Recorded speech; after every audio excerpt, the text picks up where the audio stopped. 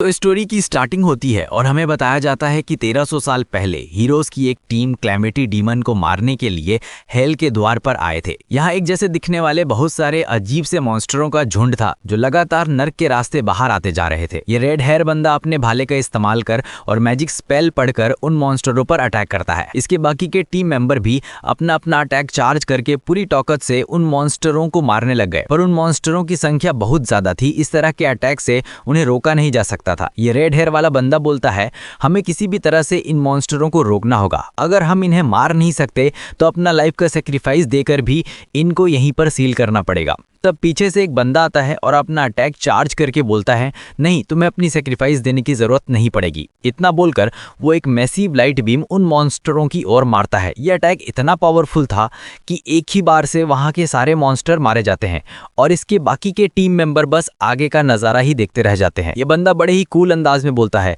तुम्हें इन कमजोर मॉन्स्टरों के सामने इतना स्ट्रगल क्यों करना पड़ रहा है। एक्चुअली ये बंदा हमारी सीरीज का मेन हीरो है और इसका नाम लियम है। लियम को यहाँ देख इसके बाकी के टीम मेंबर शॉक में पड़ जाते हैं और उसके पास आकर पूछते हैं आखिर वो कौन सा अटैक था। एक बंदा पूछता है, तुमने कैसे अपने एक ही अटैक में उन सारे क्लाइमेटी मॉन्स्टर को मार डाला। जबकि दूसरा बंदा उसकी तारीफ में बोलता है, तुम पहले से ही 100 लोगों के बराबर थे, पर तुम्हारे उस अटैक का पावर तो कुछ अलग ही लेवल पर था।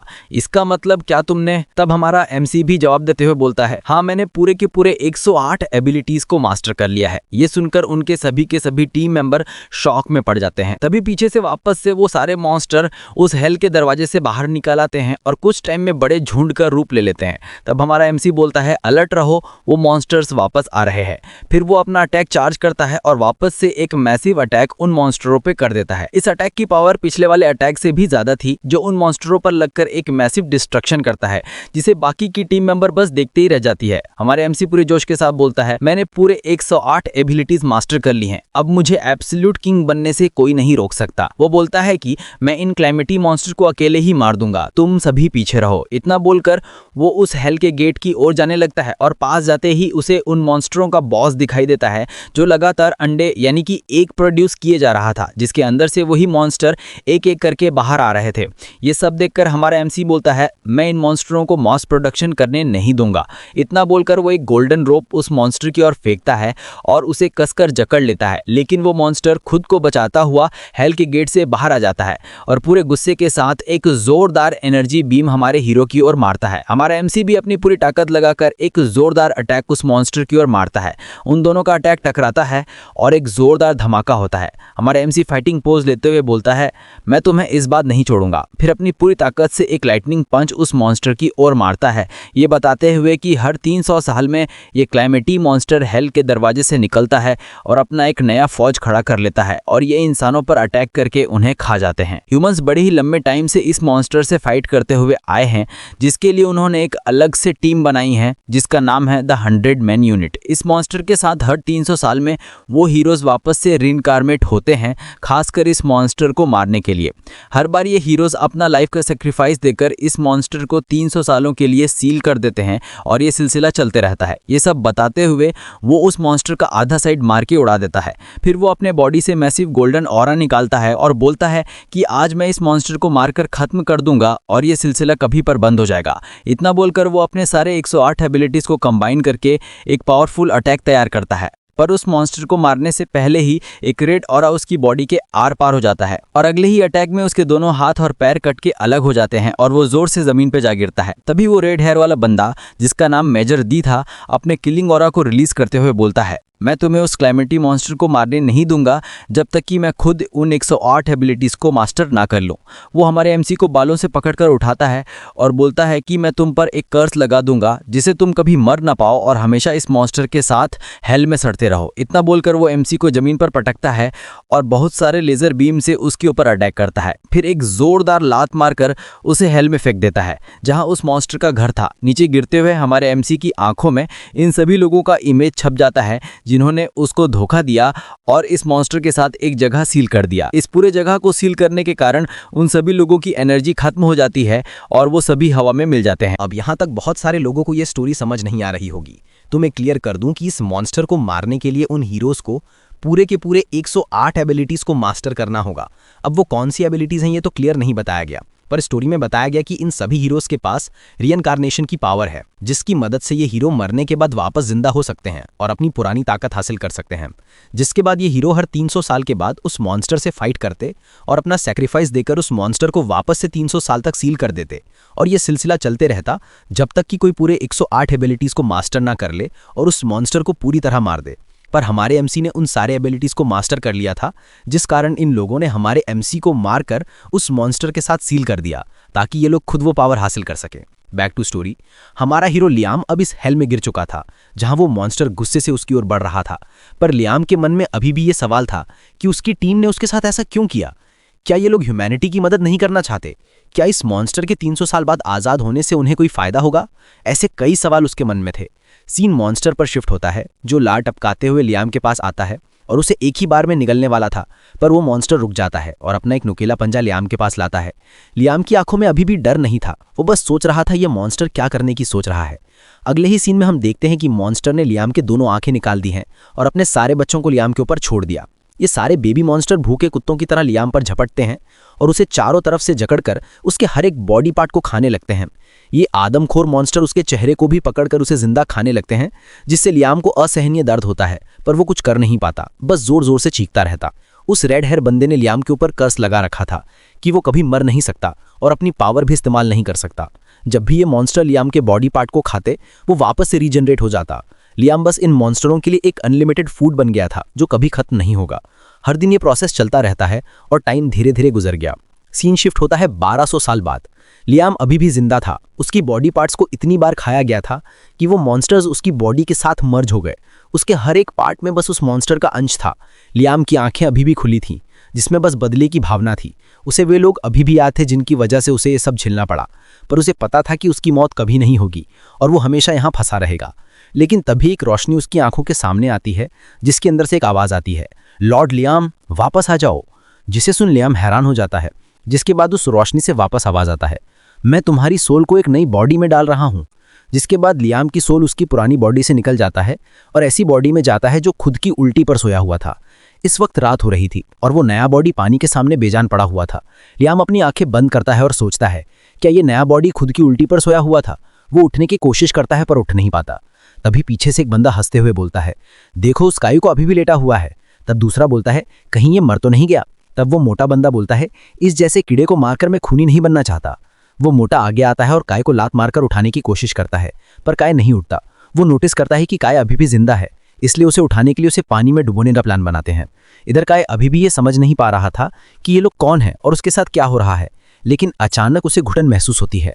दरअसल इन लोगों ने काय के सिर को पानी में डुबो दिया था। काय के होश में आने से ये लोग उसके सिर को पानी से ऊपर उठाते हैं और लगातार उस पर लात मारने लगते हैं। तभी एक दूसरा बंदा वहां आता है और बोलता है, तुम लोग इस पर इतना नरमी क्यों दिखा रहे हो? वो एक इंजेक्शन निकालता है और बोलता है, मैं बताता हूं इसे कैसे करते हैं। पीछे खड़ा मोटा बंदा उसे जोशुआ बुलाकर पुकारता है, पर यह नहीं रुकता। जोशुआ हंसते हुए बोलता है, ये दवाई जो भी लेता है वो नाचना सीख जाता है। इधर काय जोर से चिल्लाता है, नहीं ऐसा मत करो, पर कोई कहाँ काय की सुनने वाला था। वो दोनों मोटू और पतलू काय को पीछे से पकड़ते हैं और जोशुआ काय के हाथ में वो ड्रग इंजेक्ट कर देता है, जिससे काय को बहुत ज़्यादा प्रॉब्लम होने लगता है और वो फिर से उल्टी करने लगता है, जिसे देखकर ये सभी हंसने लगते हैं। जोशुआ बोलता है, अरे ये तो बिल्कुल एक गुड़िया की तरह नाच रहा है। इधर काय की हालत बुरी हो चुकी थी, उसका सर चकराने लगता है और वो मुंह के बल जमीन पर गिरता है, पर उसकी उल्टी नहीं रुकती। वो लगातार उल्टी करता रहता। इससे इन तीनों को तो बहुत मजा आ रहा था। जोशुआ इतने में नहीं रुकता और काय की छाती पर खड़ा हो जाता है, ये बोलते हुए कि तुम्हें रेस्ट करने को किसने बोला। वो एक क्रीपी स्माइल के साथ काय को वापस खड़े होने को बोलते हैं। काय को इस बॉडी के असली मालिक की मेमोरी तो याद नहीं आ रही थी, पर उसे अपने साथ हो रहे सभी चीज़ों का एहसास हो गया था। वो अभी भी ज़मीन पर गिरा हुआ था और अपने साथ हुई सभी घटनाओं को याद करके बोलता है, ये तो बहुत ही घिनौना है। जिस पर ये मोटा सा लड़का बोलता है, क्या बोला तूने? वो काई को कॉलर से पकड़कर उठाता है और बोलता है, क्या बोला तूने? जोर से बोल। तभी काई अचानक उस मोटे लड़की के हाथ को जोर से पकड़ लेता है और ठंडे लहजे में बोलता है, यहाँ पर क्या हो रहा था मुझे याद नहीं, पर मैं इतना तो श्योर हूँ कि तुम लोग कचड़ा हो। काई के चेहरे के भाव बदल जाते हैं। वो हंसते हुए बोलता है, तुम जैसे कचड़े को तो कूड़ेदान में ही होना चाहिए। जिस पर ये मोटा लड़का भड़क जाता है और काई पर चिल्लाते हुए बोलता है, तूने हमें कचड़ा बोलने की हिम्मत भी कैसे की? तभी काई इस बॉडी के इनर पावर को चेक करता है। तभी से पता चलता है कि इस बॉडी के अंदर बहुत ही कमजोर आइस पावर है। इधर की मोटा लड़का अपनी पूरी ताकत लगाकर काई पर पंच मारने वाला था, पर उसके पंच मारने से पहले ही उसका लेफ्ट हैंड पूरी तरह से बर्फ में जम जाता है, जिस हाथ से उसने काई को पकड़ रखा था। ये मोटा लड़का घबरा कर बोलता है, तुमने ये क्या किया? जिस पर काई हंसते हुए बोलता है तुम अब यहाँ से कहीं भाग नहीं सकते। इसके बाद वो अपने लेफ्ट हाथ को आइस से कवर कर लेता है और एक आइस पंच बनाकर जोरदार मुक्का उसके गाल पर दे मारता है। अचानक हुए इस अटैक से उसका गाल बुरी तरह से सूज जाता है और वो उड़ते हुए पीछे की ओर गिरता है और दर्द के मारे जोर जोर से चिल्लाने लगता है। काई में आए इस अचानक बदलाव से इसके बाकी के दोस्त बुरी तरह से डर जाते हैं, जिनमें से हरा बालों वाला बोलता है ये काई इतना पावरफुल कब से हो गया। इधर काई अपने मन में ही सोचे जा रहा था इस बॉडी का ओरिजिनल मालिक शायद से मैजिक को ढंग से यूज करना नहीं जानता था, जिस वजह से इसका बॉडी इतना कमजोर है। अपनी फुल पावर लगाने पर भी बस इतना कमजोर अटैक हुआ। काई अपने बॉडी से आइस पावर को हटाकर बाकी बंदों की ओर देखता है, जहां बाकी बंदे काई के इस नए रूप को देखकर वहां से भागने लगते हैं। पर काई फिर से अपनी आइस पावर को यूज करता है और इन तीनों को वहीं पर जमा देता है और धीरे धीरे उनके पास जाता है और उन्हें देखकर याद करने लगता है कि ये लोग कौन हैं। वो एक बंदे की ओर इशारा करते हुए बोलता है तुम अपने कपड़े उतार कर दो, मेरे में से उल्टी की स्मेल आ रही है, और दूसरे बंदे से उसका कोट मांगता है। इन बंदों से अपनी मनचाही चीजें लेने के बाद वो उनकी ओर मुड़ता है और एक घुरती हुई फेस के साथ कोल्ड टोन में बोलता है क्या मैं तुम सभी को भी उसी उल्टी का स्वाद चखा दूं। ये बात सुनकर इन सभी की हालत पतली हो जाती है और ये हरे बालों वाला बंदा हाथ जोड़कर काई से माफी मांगता है, जिस पर काई बोलता है अरे तुम ऐसे कैसे बोल सकते हो, तुमने मेरे साथ जो कुछ भी किया बस एक माफी मांगने से खत्म हो जाएगा। काई के इस जवाब से वे सभी डर जाते हैं। वो अपने घुटनों पर आकर सारा गलती जोशुआ पर डाल देते हैं, ये बोलते हुए कि वो उसके बात को मना नहीं कर सकते, नहीं तो उनके साथ भी ऐसा ही होगा। काई अब जोशुआ के बारे में सोचने लगता है जो अभी यहाँ से जा चुका था। ये बंदा रिवील करता है कि ये जोशुआ का ही आइडिया था कि तुम्हें लियाम डेन गेम के लिए चुना जाए, जिस पर काई इस लियाम डिसेंडेंट गेम के बारे में पूछता है। ये बंदा बोलता है तुम्हें इस गेम के बारे में पता है, जिस पर काई गुस्से से बोलता है मैंने जो पूछा उसका जवाब दो। दरअसल असली काई मारा जा चुका है, उसके इस बॉडी में लियाम का आत्मा है, इसलिए हजारों सालों बाद अपने नाम के बारे में ऐसा सुनकर वो गुस्सा हो जाता है। तब ये बंदा इस गेम के बारे में बताता है जो रॉयल मैजिक एकेडमी के द्वारा शुरू किया गया था, जिसे भी उस गद्दार लियाम के डिसेंडेंट के रूप में चुना जाता है उसे सभी स्टूडेंट्स द्वारा बुली किया जाता है। काई पूरे गुस्से में पूछता है तुम लियाम हिल के बारे में क्या जानते हो, जिस पर यह बंदा बोलता है लियाम हिल के बारे में तो हर एक बच्चा जानता है, वो हिस्ट्री का सबसे बुरा हीरो था जिसने इंसानों से गद्दारी की, जिसे बाकी 99 हीरोज ने मिलकर मार डाला। काई अपने बारे में ये सारी बातें सुनकर शॉक हो जाता है और उन लोगों के बारे में सोचने लगता है जिसने उसे धोखे से मारा ही नहीं बल्कि उसकी सारी इमेज खराब कर दी और हिस्ट्री को ही बदल दिया। ये सारी बातें जानकर वो बदले की भावना के साथ हंसने लगता है जो दिखने में बहुत ही डेडली था। जिसके बाद वो उन लोगों को उसके घर ले जाने को बोलता है क्योंकि उसे इस बॉडी के असली मालिक की कोई मेमोरी याद नहीं थी। काई का घर दूर से देखने में तो ठीक ठाक था, पर यह जगह एक टूटे हुए खंडहर से ज्यादा कुछ नहीं था। पीछे खड़ा वो मोटा लड़का दूसरे से बोलता है तुम अपने साथ हमें यहाँ क्यों ले आए। तभी काई पीछे मुड़ता है और इन सभी को पुकारता है। काई की आवाज सुन ये सभी डर जाते हैं। काई इन सभी को बोलता है मैं तुम्हें अभी छोड़ रहा हूँ, तुम घर जा सकते हो। ये सुनकर ये राहत महसूस करते हैं, पर अगले ही पल काई बोलता है तुम लोग ये मत समझना कि मैं इस मामले को इतनी आसानी से जाने दूंगा, जिसे सुनकर उन्हें वापस से शॉक लगता है। काई इन सभी को पीछे छोड़ दरवाजा खोलता है। अंदर का कमरा गंदगी और मकड़ी के जालों से भरा हुआ था, जहां एक बंदा काई को योर हाइनेस कहते हुए उसे ग्रीट करता है और उसका स्वागत करता है। काई खुद को योर हाइनेस पुकारे जाने पर समझ जाता है कि जिस बंदे के बॉडी में अभी वो है वो रॉयल फैमिली का वारिस होगा। काई इस बंदे की वही यादों को देख सकता है जिसमें उसे बुली किया गया था, बाकी का मेमोरी वो देख नहीं पा रहा था। वो अपने बटलर से पूछता है तुम काई के बारे में क्या जानते हो। बटलर बोलता है आप इस किंगडम के 8वें प्रिंस हैं।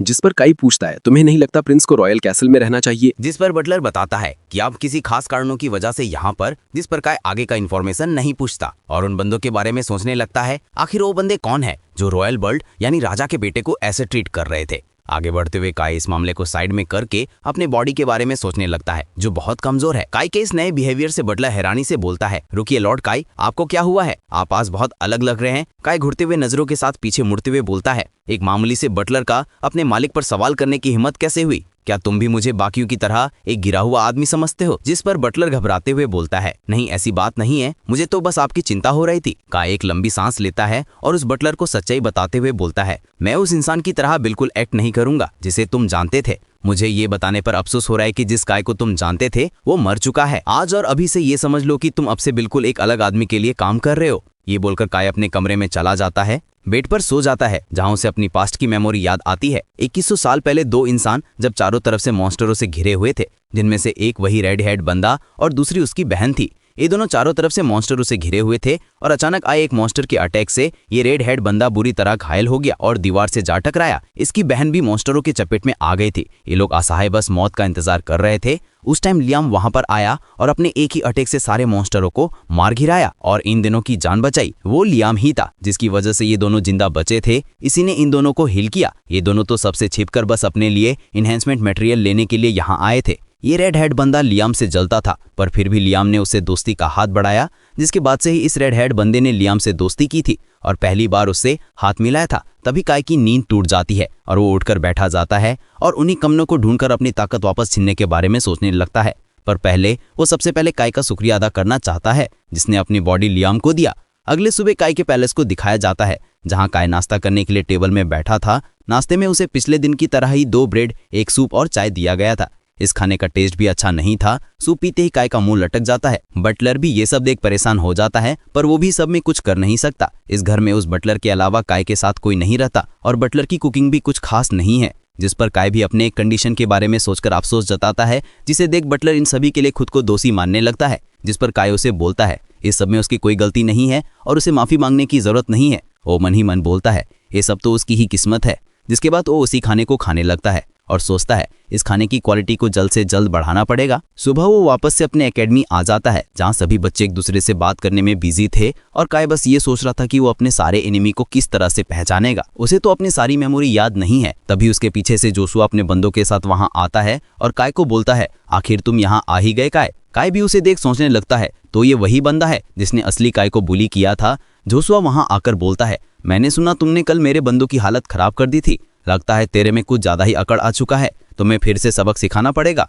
वो अपने आसपास के सभी लोगों को भड़काने लगता है और बोलता है सभी लोग सुनो, तुम लोग कौन हो, तुम्हें पता है हम सभी एक मेज हैं, पर ये बंदा खुद को लियाम का डिसेंडेंट मानता है तो हम इसे अपने साथ कैसे रहने दे सकते हैं। इसे सभी लोग भड़क उठते हैं और काय को लियाम के डिसेंडेंट के रूप में उसे उसका सही जगह दिखाने की बात करते हैं। जोशुआ भी उन्हें लीड करते उस पर अटैक करने को बोलता है। सभी स्टूडेंट्स काय को चारों तरफ से घेर कर उस पर पत्थर फेंकने लगते हैं। काय अपने बारे में इतना इंसल्ट देख वहीं खड़ा रहता है और मन ही मन बोलता है तो ये सभी चीजें असली काय को झेलना पड़ता था। उतने सारे पत्थरों के वार से काय के सिर से खून आने लगता है, पर वो अपनी कोल्ड आइज से उन सभी को घूरने लगता है जिन्होंने उस पर पत्थर मारा था। काय के इतने शांत नेचर और स्टेरिंग नजरों को देख सभी डर जाते हैं और उनके चेहरों से पसीना आने लगता है। तब जोशुआ चिल्लाते हुए बोलता है ए तुम लोगों को रोकने को किसने बोला। पर ये लोग अभी भी डरे हुए थे और जोशुआ की बातों को इग्नोर कर रहे थे। जोशुआ भी दांत पीसते हुए सोचने लगता है आखिर इन लोगों को क्या हुआ। अगले ही पल जोशुआ खुद काय के पास आकर बोलता है चलो लगता है मुझे खुद तुम्हें सबक सिखाना पड़ेगा। वो अपना एक पंच रेडी करता है और जोरदार अटैक काय पर करता है। काय भी उसे अपने हाथ से ब्लॉक करने की कोशिश करता है, पर उसका बॉडी इतना कमजोर था कि उसका खुद का हाथ डिसलोकेट हो जाता है। वो अपने इस बॉडी को कोसते हुए अपना हाथ को ठीक करता है और उसे मूव करके देखता है कि ये सही से काम कर रहा है या नहीं। सभी लोग ये देखकर हैरान थे कि काय ने खुद को कैसे हील कर लिया, वो भी इतना जल्दी। इधर जोशुआ को इन सभी से इरिटेशन होने लगता है। वो अपने हाथों में फायर को इकट्ठा कर एक जोरदार फायर अटैक काय पर करता है। काय भी हाथ लेते हुए अपना आइस बैरियर तैयार करता है। वो फायर अटैक आइस बैरियर से रिफ्लेक्ट हो जाता है और वापस जोशुआ को लगता है और उसके साथ साथ बाकी सभी बंदे भी इस अटैक के चपेट में आ जाते हैं और वहीं पर ढेर हो जाते हैं। बाकी स्टूडेंट ये सब देख शॉक रह जाते हैं। काय भी इन पे कमेंट करता है कि ये सभी खुद को एक मेज मानते हैं, पर ये खुद के अटैक को रेसिस्ट नहीं कर पाए। तभी वहां पर एक मोटा टीचर आता है और काय पर चिल्लाते हुए बोलता है तुम यहाँ ट्रबल कैसे क्रिएट कर सकते हो काय सर। फिर एक ठरकी की तरह हंसते हुए बोलता है लगता है तुम्हें वो लेसन वापस से सीखना पड़ेगा। काय खुद को डिफेंड करते हुए बोलता है पर ये सभी चीजें पहले इन लोगों ने शुरू किया था। जिस पर वो मोटा बोलता है उससे क्या हुआ, मैं जो कह रहा हूँ तुम वो सुनो। काय बिना कुछ बोले उस मोटे के पीछे चला जाता है और पीछे से बाकी स्टूडेंट बोलने लगते हैं तुम्हें क्या लगता है इस बार काय कितने दिनों बाद वापस आ पाएगा। आगे जाते हुए काय के सिर में दर्द होने लगता है। उसे असली काय की मेमोरी याद आती है जहां ये मोटा अपने बेड से उसे मार रहा था। इधर लियाम जो काय के बॉडी में था उसे गुस्सा आने लगता है। वो बिकता है तो ये भी उनमें से एक है जो काय को टॉर्चर करता था। ये मोटा काय को बोलता है जल्दी करो, मुझे वेट करना बिल्कुल पसंद नहीं, तुम जैसे कीड़े को वापस सबक सिखाने में मजा आएगा। ये बोलकर वो आगे जाने लगता है और उसके चेहरे पर एक क्रीपी सा स्माइल आ जाता है। काय भी एक शार्प स्माइल के साथ ये ठान लेता है कि मुझे अब इस मोटे को सबक सिखाना पड़ेगा। नेक्स्ट सीन में काय इस मोटे के ऑफिस में आ चुका था और ये मोटा ऑफिस का दरवाजा बंद कर देता है। डोर पर लॉक लगाते हुए ये मोटा एक भद्दे एक्सप्रेशन के साथ सोचता है इसे मैंने 3 दिन पहले ही सबक सिखाया था। हमें 3 दिन पहले का सीन दिखाया जाता है जहाँ ये मोटा असली काय को बालों से पकड़कर थप्पड़ मार रहा था, जिसके बाद उसके सारे कपड़े उतारकर उसे अपने बेल्ट से लगातार मारे जा रहा था, जिसमें इसे बहुत ज्यादा मजा आ रहा था। बिल्कुल एक परवर्ट जैसे एक सातिर मुस्कान के साथ ये वापस से वही चीज करना चाहता था। मोटा पीछे से काय को बोलता है तुम गंदे कीड़े किसी रॉयल वर्ल्ड के मेंबर तो नहीं लगते, तुम्हारे अंदर से तो एक कॉमनर की बदबू आती है। वो काय के पास आता है और एक भद्दे एक्सप्रेशन के साथ सोचता है ये ऐसा तभी होता है जब कोई किसी वैश्या के साथ शारीरिक संबंध बनाता है। असल में ये मोटा काय को राजा का नाजायज औलाद बता रहा था। वो अपना मैजिक कास्ट करते हुए बोलता है उस गद्दार लियाम के डिसेंडेंट के लिए तुमसे अच्छा कैंडिडेट कोई नहीं होगा। जिसके बाद वो काय के हाथों और पैरों को अपने मैजिक से जकड़ लेता है और एक अटैक करते हुए उसे दीवार से लटका देता है। काय को शांत देखिए मोटा बोलता है क्या हुआ, तुम पहले जैसे चिल्ला रो क्यों नहीं रहे हो, तुम वही काम तो परफेक्टली करते हो। ये मोटा एक परवड़ की तरह जीम निकालते हुए अपना स्पाइक वाला बेल्ट निकालता है और काय की ओर बढ़ता है। काय अभी भी शांत था और इस मोटे को इग्नोर कर रहा था, जिससे इस मोटे को हैरानी होती है। अगले ही पल इस मोटे को गुस्सा आने लगता है, क्योंकि काय को रोता बिलखता देख इसे मजा आता था, पर अभी वो बिल्कुल शांत है। मोटा दांत पीसते हुए बेल्ट को अपने हाथों में पकड़ लेता है और तेजी से जाते हुए काय पर बेल्ट से अटैक करता है। पर अटैक करने से पहले एक आइस से बना हुआ हाथ मोटे को रोक लेता है। ये हाथ आइस से बना हुआ एक गोलम का था, जिसे देख वो मोटा डर जाता है। उसे अपने आंखों पर ये यकीन नहीं हो रहा था कि इतना बड़ा गोलम यहाँ कैसे आ गया। इधर काय बोलता है, मुझे उसी वक्त शक हो गया था जब मैंने इस बॉडी के ऊपर बहुत सारे निशान देखे थे। वो खुद को मोटे की मैजिक से छुड़ाता है और बहुत ही गुस्से के साथ चिल्लाकर बोलता है, तो ये सब तुमने ही किया था। ये मोटा डरते हुए काय से माफी मांगने लगता है, पर काय नहीं रुकता। वो गोलम को इशारा करता है और गोलम उस इशारे को समझ इस मोटे के हाथ को पीछे की ओर मोड़ने लगता है। दर्द से ये मोटा जोर जोर से चिल्लाने लगता है। तब काय उसे धमकाते हुए बोलता है, अगर तुमने एक भी शब्द मुंह से निकला तो मैं तुम्हारा ये हाथ उखाड़ दूंगा। मोटा अभी भी घबराते हुए कैसे बोलता है, ये तुम क्या बोल रहे हो? तभी गोलम दोबारा इस मोटे के हाथ को पीछे की ओर मोड़ने लगता है और ये मोटा चिल्लाते रह जाता है। तब काय पूरे कोल्ड टोन में बोलता है, मैंने तुम्हें चिल्लाने का परमिशन दिया क्या? मोटा दर्द से चिल्लाते हुए काय को रोकने बोलता है। काय भी इस पे बोलता है, क्या हुआ मोटे, आज तुम्हें मजा नहीं आ रहा? तुम्हें तो उस वक्त बहुत मजा आता था जब तुम मुझे इस तरह ट्रीट करते थे।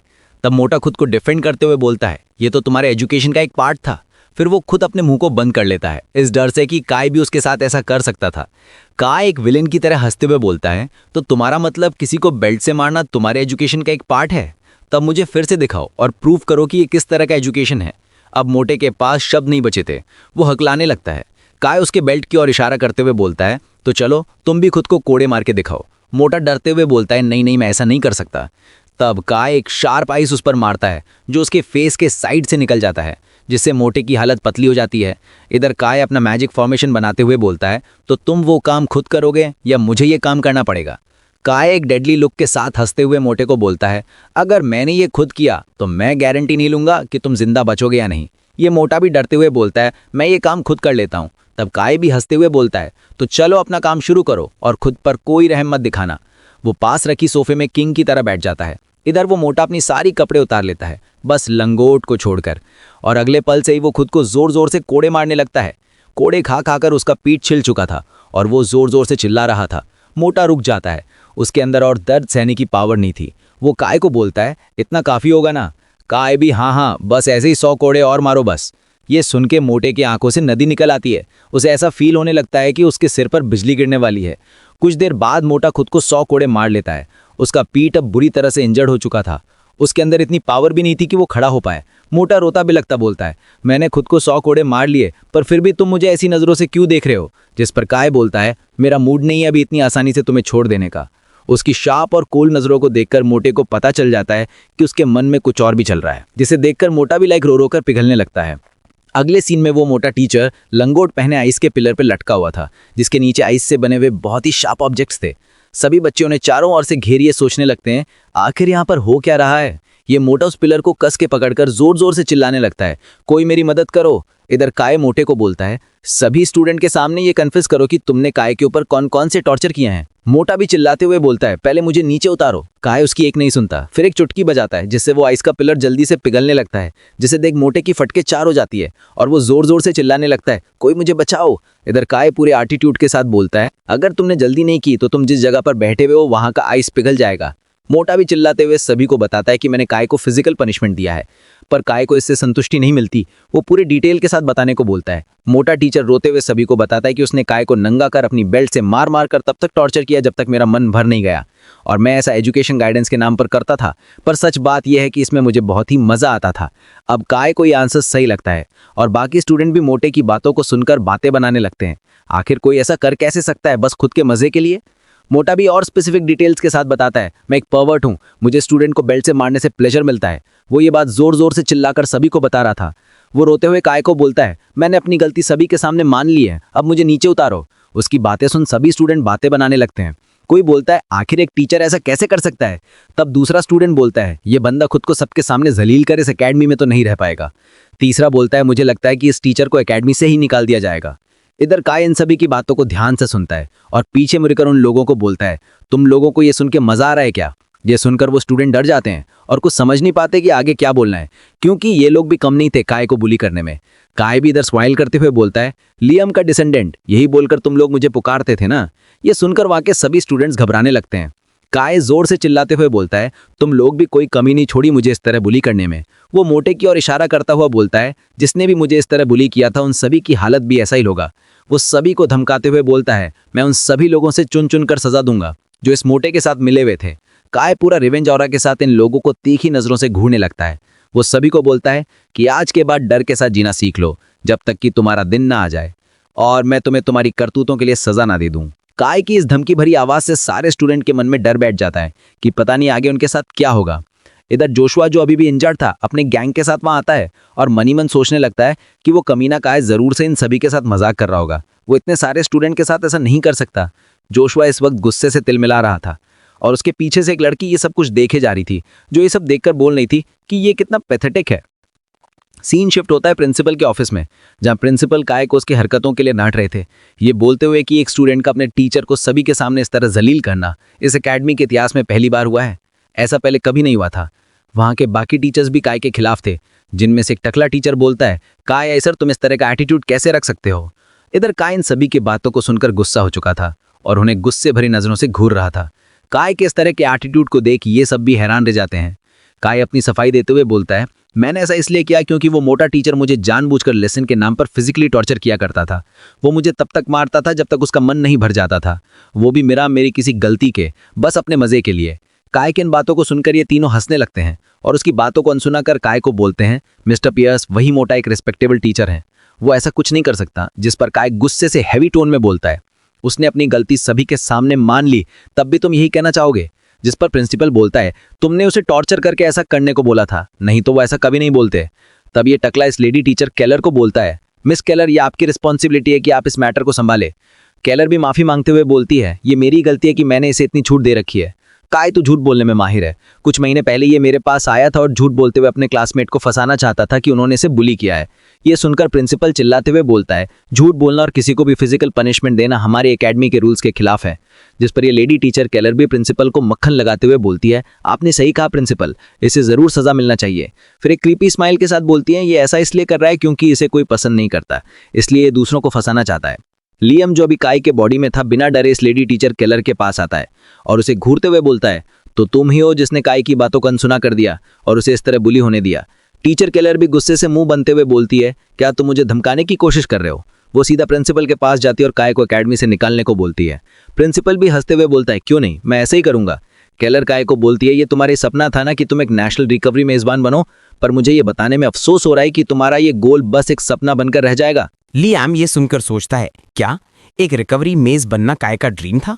प्रिंसिपल बिना देरी किए काय को बोलता है कि तुम अभी और इसी वक्त से एकेडमी से स्पेल। पर उसके इस वर्ड के पूरा होने से पहले कोई दरवाजे पे नॉक करता है। एक बंदा अंदर आता है और डायरेक्टर से माफी मांगता है इस तरह आने के लिए, पर उसके पास एक अर्जेंट मैसेज था।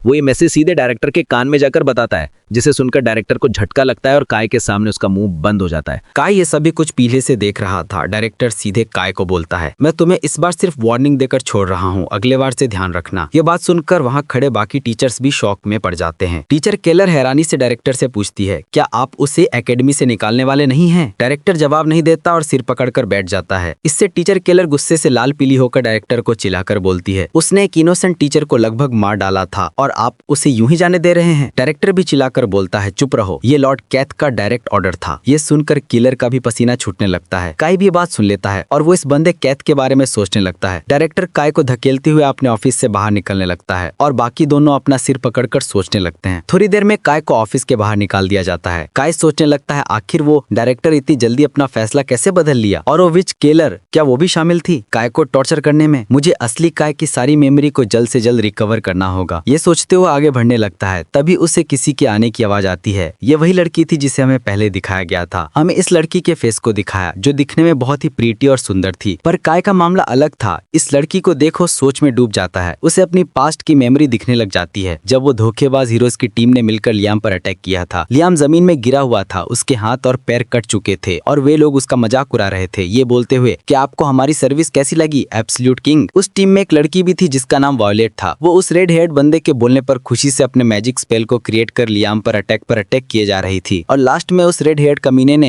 उसे उस हेल में फेंक दिया था, एंडलेस सफरिंग का बददुआ देते हुए। लियाम को उन लोगों के चेहरे साफ साफ याद था, उस लड़की वायलेट का भी, जो बिल्कुल इस लड़की की तरह दिखती थी जो अभी उसके सामने खड़ी है। वो लड़की काय को बोलती है, मैं तुम्हें कुछ बताना चाहती हूँ। पर काय अपने ख्यालों में डूबा हुआ था। वो सोच रहा था वे सभी वॉरियर जो 100 मैन यूनिट में थे और जिन्होंने उस क्लैमिटी डीमन से फाइट किया था मेरे साथ, उन धोखेबाजों के पास पावर था वापस से जिंदा होने का और अपनी पावर और मेमोरी को वापस हासिल करने का। वो हर 300 साल बाद वापस से जिंदा हो सकते थे। अभी जो लड़की मेरे आगे खड़ी है ये जरूर से वायलेट का रीइंकार्नेशन है। इधर ये लड़की काय को चुप देख उसे बोलती है, काय तुम्हें क्या हुआ? अगले पल ने काय गुस्से से उसे दीवार से सटा देता है। लियाम जो काय के बॉडी में था उस लड़की को बोलता है, आखिर तुमने मुझे ढूंढ ही लिया। पर ये लड़की तो कुछ और ही समझ रही थी, उसके गाल लाल हो चुका था। काय उसे घूरते हुए बोलता है, तुमने मेरा काम आसान कर दिया, अब मुझे तुम्हें ढूंढने की जरूरत नहीं पड़ेगा। ये लड़की अभी एम्बेरेस फील कर रही थी और उसे समझ नहीं आ रहा था कि काय क्या बोल रहा है, पर काय बस अपने ढूंढ में बोला हुआ था, अब मुझे तुम्हें ढूंढकर हंट नहीं करना पड़ेगा वायलेट। काय के इस बिहेवियर से लड़की अब थोड़ा अजीब लगने लगा। वो काय को बोली, ये वायलेट कौन है? उसकी बात सुनकर काय मन ही मन हंसता है और अगले पल उस लड़की का गला पकड़कर दीवार से सटा देता है और गुस्से से चिल्लाकर बोलता है, क्या तुम्हें सचमुच लगता है कि मैं तुम्हारे इन बातों में आ जाऊंगा? काय अपनी एक हाथ से उसे गला से पकड़कर हवा में उठा देता है। उसे सांस लेने दिक्कत होने लगती है और उसके बॉडी से विंड मैजिक बाहर आने लगता है। वो लड़की कांपते हुए काय को बोलती है, मुझे सचमुच नहीं पता तुम किसकी बात कर रहे हो। काय को फिर कुछ फील होने लगता है। वो लड़की अपनी पूरी ताकत लगाकर एक विंड अटैक काय पर करती है, पर काय को ये पहले ही अंदाज हो गया था। वो उस अटैक से बचता हुआ साइड पर आ जाता है और उस अटैक से बच जाता है। इस अटैक से अब इन दोनों के बीच का डिस्टेंस बढ़ जाता है। काय बोलता है, आखिर तुम में अभी भी हिम्मत है इस तरह की घटिया झूठ बोलने की और फिर अचानक विंड अटैक करने का विंड गॉड के पावर से जो तुमने मुझसे छीनी थी। ये लड़की काय की बातों को सुनती है पर कुछ बोल नहीं पाती, बस खांसती रहती है। काय इसकी ओर बढ़ते हुए बोलता है, क्या फायदा इस पावर का जिसे तुम कंट्रोल भी नहीं कर सकती? इवन तुम इसके ट्रू पावर का 10% भी यूज नहीं कर पा रही हो। काय उसके पास आकर बोलता है, तुम इस पावर के लायक नहीं हो, मैं इसे वापस ले रहा हूँ। ऐसा बोलकर वो एक स्पेल कास्ट करता है और इसकी पावर को छीनने की कोशिश करता ही है, लेकिन तभी काय का स्पेल गायब हो जाता है और उसके मुंह से खून की उल्टी होने लगता है। फिर वो जमीन में गिर जाता है और सोचने लगता है, पहले जो पावर मैंने यूज किया था वो इस बॉडी के लिए काफी ज्यादा था, ये बॉडी अब अपने लिमिट पर है। जिसके बाद वो बेहोश हो जाता है। कुछ टाइम बाद जब उसे होश आता है तब वो अपने सामने उसी लड़की और अपने बटलर को देखता है। वो लड़की भागते हुए काय के पास आती है और खुशी से बोलती है, तुम होश में आ गए। काय का बॉडी अभी कमजोर था, उसे बैठने में परेशानी हो रही थी, पर वो किसी तरह उठता है। उसके मन में सवाल था कि इस लड़की ने उसकी मदद क्यों की। वो लड़की काय के पास जाकर उसकी हेल्प करते हुए बोलती है, तुम्हें अभी उठने की कोशिश नहीं करना चाहिए। पर काय अभी भी उसे वायलेट समझ रहा था। वो लड़की के हाथ को झटते हुए बोलता है, तुम क्या कर रही हो? वो लड़की डरी सहमी अभी भी ये समझ नहीं पा रही थी कि काय उसके साथ ऐसा क्यों कर रहा है। उसका बटलर काय को बोलता है, उसे उस लड़की के साथ ऐसा रूड बिहेवियर नहीं करना चाहिए जिसने उसकी जान बचाई है, ये बहुत ही डिसरिस्पेक्टफुल है। काय को बटलर की बात समझ नहीं आया। वो बटलर से बोलता है, साफ साफ बताओ। तो बटलर इसे बताता है कि लेडी ब्रिजेट ने आपको हील किया जब आप बेहोश हो गए थे, फिर अकेले आपको उठाते हुए यहाँ ले आई। काय अपना हाथ चेक करता है, उसके घाव अब हील हो चुका था। वो सोचता है कि जब वो बेहोश था उस टाइम ये कुछ भी कर सकती थी, पर इसने ऐसा नहीं किया। वो वापस इस लड़की को बोलता है, वायलेट अब ये कौन सी चाल है तुम्हारी? तब ये लड़की जवाब देती है, तुम मुझे आखिर वायलेट क्यों बुला रहे हो? मैं तुम्हारी क्लासमेट हूँ, ब्रिजेट फोर्टेस्क्यू। अब तुम ये मत बोलना कि तुम मुझे भूल गए। ये सब काय के दिमाग में नहीं जाता। वो वापस बोलता है, तुम कब तक ये नाटक जारी रखोगी? भूल मैं नहीं गया, भूलने का नाटक तुम कर रही हो। काय को उस लड़की में अपनी पास्ट लाइफ की वो धोखेबाज वायलेट नजर आने लगती है। काय बोलता है, तुमने मेरे ऊपर विंड गॉड के पावर से अटैक किया जो तुमने पास्ट लाइफ में मुझसे छीना था। ये तो बहुत ही बेतुकी बात है कि तुम खुद को कोई और बता रही हो, जबकि तुमने वो अटैक करिए खुद प्रूफ कर दिया कि तुम उस कमीनी वायलेट का पुनर्जन्म हो। ब्रिजेट को ये बातें समझ नहीं आती। वो रोते हुए बोलती है, तुम्हारी आवाज को क्या हुआ? तुम वो काय नहीं हो, तुम कोई और हो। लियाम जो 1200 सालों तक उस हेलमेट टॉर्चर सहता रहा, इतनी आसानी से उसकी बातों में नहीं आता और मनी मन सोचने लगता है, ये इतनी जल्दी नहीं मानेगी। काय ब्रिजेट के फेस को पकड़कर उससे फेस टू फेस बात करते हुए बताता है, मैं 1200 साल पहले का वही लियाम हिल हूँ जिसे तुम जैसे गद्दारों ने उस हेल में फेंक दिया था। ब्रिजेट चौंकते हुए बोलती है, लियाम हिल? क्या तुम उस पुरानी कहानी की बात कर रहे हो? काय को ब्रिजेट का एक्सप्रेशन देख ऐसा लगता है कि ये लड़की नाटक कर रही है, कि वो सच में लियाम को नहीं जानती। काय ब्रिजेट के फेस को जोर से दबाता है जिससे उसे दर्द होने लगता है। फिर काय उसे पूछता है, अब तुम ये मत बोलना कि तुम सच में नहीं जानती। पर उसका बात पूरा होने से पहले ही एक अटैक उसके हाथ में लगता है और वो ब्रिजेट को छोड़ देता है। ये अटैक उसके बटलर ने किया था जो काय को ये बताता है कि वो लेडी ब्रिजेट के साथ ऐसा रूड व्यवहार नहीं कर सकता। बटलर ब्रिजेट को अपने पीछे कर अपनी पावर को रिलीज कर और काय के पास खड़ा होकर ब्रिजेट को डिफेंड करने लगता है। काय मन ही मन बोलता है, ओ तो तुम कोई मामूली बटलर नहीं हो। काय अपने बटलर मॉरिस से पूछता है कि तुम किसके साइड हो। मॉरिस जवाब देता है कि चाहे कितना भी बड़ा खतरा हो, मैं तो शुरू से आपके साइड में ही हूँ, इसी वजह से तो मैं इस मामले के बीच में आया। वो काय के पास खड़ा होकर बोलता है, तुमने अभी बोला है कि यहाँ कोई काय नहीं है, इसका मतलब जो सोल इस बॉडी के अंदर है वो लियाम हिल की है, काय की नहीं। मॉरिस साफ साफ पूछता है, यहाँ क्या चल रहा है, साफ साफ बताओ। ये सुनकर काय चुप हो जाता है। और हमारा ये मानवा यहीं खत्म हो जाता है, मतलब एपिसोड यहीं खत्म हो जाता है। हाँ,